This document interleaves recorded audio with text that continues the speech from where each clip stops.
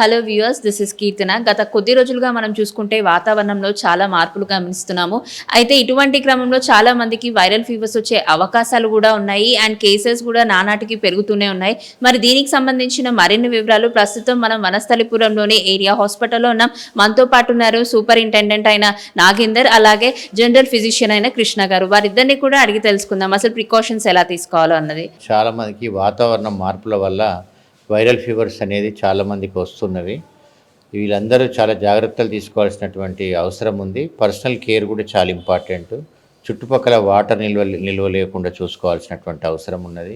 మస్కిటోకు కుట్టకుండా, దోమలు కుట్టకుండా తగినటువంటి జాగ్రత్తలు తీసుకోవాల్సినటువంటి అవసరం ఉన్నది. వైరల్ ఫీవర్స్కు చాలా భయపడాల్సినటువంటి అవసరం లేదు. ఉధృతంగా అంటే చాలామంది ఫ్యామిలీ మెంబర్స్కు వైరల్ ఫీవర్స్ వస్తున్నాయి. మన హాస్పిటల్ కూడా 100 to 150 పేషెంట్లు వైరల్ ఫీవర్స్ తోటి వస్తున్నారు. అందులో అడ్మిషన్స్ 20 నుండి 30 వరకు అడ్మిషన్స్ ఉంటున్నాయి. అందులో డెంగ్యూ ఫీవర్ అనేది చాలామంది ఈ ర్యాపిడ్ టెస్ట్ చేసేసి డెంగ్యూ పాజిటివ్ అనుకుంటున్నారు. కానీ అది కూడా కాదు. కన్ఫర్మేషన్ టెస్ట్, ఎలిసా టెస్ట్ కూడా చేయాల్సి ఉంది. అది కూడా చాలా తక్కువ percentage dengue fever, dengue deaths అనేది ఉన్నవి, చాలా తక్కువ. అందువల్ల భయపడాల్సినటువంటి పని లేదు.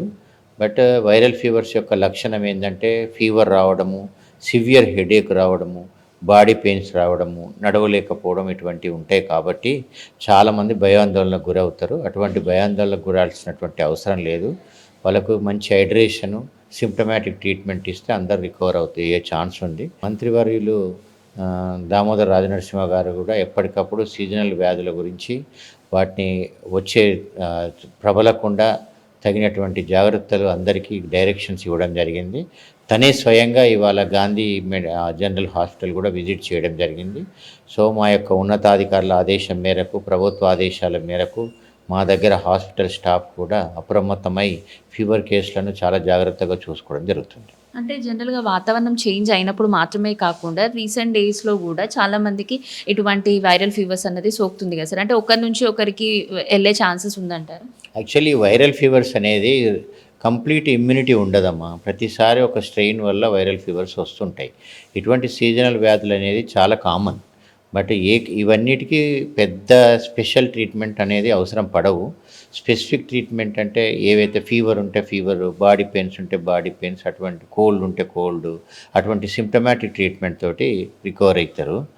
ఓన్లీ థింగ్ ఈజ్ మనం పర్సనల్ హైజీన్, చుట్టుపక్కల పరిసరాలను వాటర్ నిల్వ చేరకుండా, కొంతమంది టైర్లు, కొంతమంది గిన్నెలలో వాటర్ నిల్వ ఉంటే దాన్ని చాలా జాగ్రత్తగా డిస్పోజ్ చేయాల్సినటువంటి అవసరం ఉన్నది.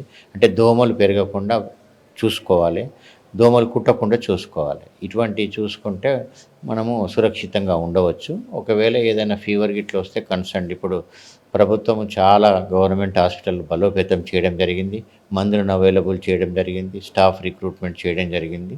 సో కన్సర్న్ హాస్పిటల్కి వెళ్ళి ట్రీట్మెంట్ తీసుకోవాలి. ఏ ప్రజలు మాత్రం భయాందోళనకు గురాల్సినటువంటి అవసరం లేదు. Okay sir. ఇప్పుడు ఇరు రాష్ట్రాల్లో చూసుకుంటే కూడా ఈ మధ్య కేసెస్ ఎక్కువ పెడుతుంది. Not only in Telangana, in ఏపీలో కూడా వైరల్ ఫీవర్స్ అనేది ఎక్కువ అవుతున్నాయని చెప్పేసి అన్నారు సార్. అంటే డైలీ 150 to 200 మెంబర్స్ వరకు వస్తున్నారు అని అంటారు. మరి ఎంతమంది వరకు అది పాజిటివ్ అవుతుంది సార్? లైక్ ఫీవరు చాలా వరకు వైరల్ ఫీవర్సే ఉంటున్నాయి. దాంట్లో లెస్ దాన్ 2%, 3% డెంగ్యూ వస్తున్నాయి.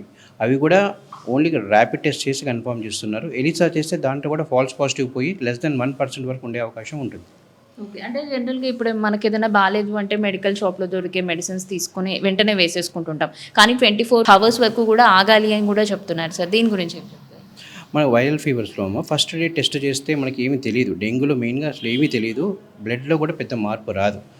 మొదటి రోజే పరీక్షలు చేయించుకోవాల్సిన అవసరం లేదు. మొదటి రోజు మాత్రం పారాసిటమాల్ గోళీ తీసుకోవడం, ఓఆర్ఎస్ తీసుకోవడం, రెస్ట్ తీసుకోవడం చేయాలి.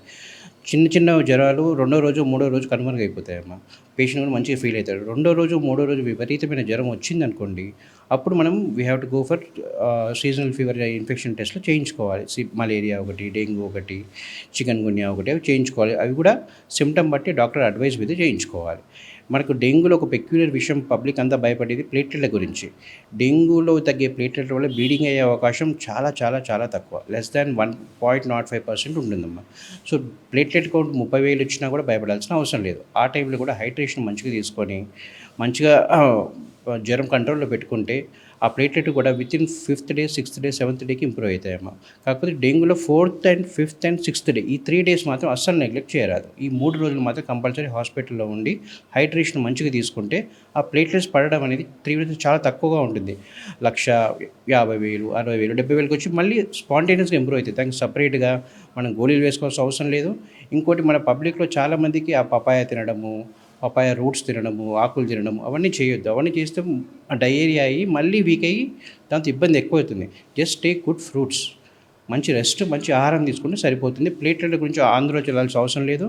అనవసరంగా డబ్బులు కూడా ఖర్చు చేసుకోవాల్సిన అవసరం లేదమ్మా. చాలామంది ప్రైవేట్ ఆసుపత్రులకు చేరి తర్వాత ఈ ప్లేట్లెట్లు ఎక్కించడము అటువంటివి చాలా జరుగుతూ ఉంటాయి.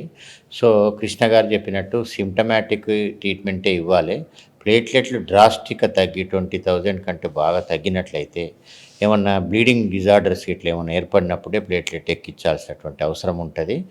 అందువల్ల భయపడొద్దు, ప్రభుత్వ ఆసుపత్రులనే రండి, ట్రీట్మెంట్ తీసుకోండి. డెంగ్యూ అని లేబుల్ చేయగానే భయపడాల్సినటువంటి అవసరం లేదు. డెత్ రేట్ చాలా తక్కువ. డెంగ్యూలో కూడా చాలా తక్కువ కేసెసే సీరియస్గా టర్న్ అవుతాయి. అందువల్ల మీరు భయాందోళనకు గురికాకండి, ప్రివెన్షన్ మెజర్స్ తీసుకోండి. ఏ చిన్నపాటి జ్వరం వచ్చినా కానీ ప్రభుత్వ ఆసుపత్రులు ప్రతి గల్లీకి ఒక ప్రభుత్వ ఆసుపత్రులు, బస్తీ దవాఖానలు ఉన్నాయి కాబట్టి వాటిని వాడుకోండి. మీరు జాగ్రత్తగా ఉండండి.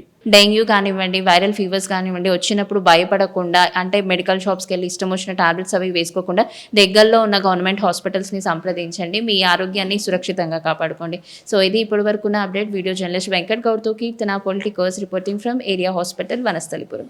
Please subscribe to the channel and download the Politicos app from the links in the description.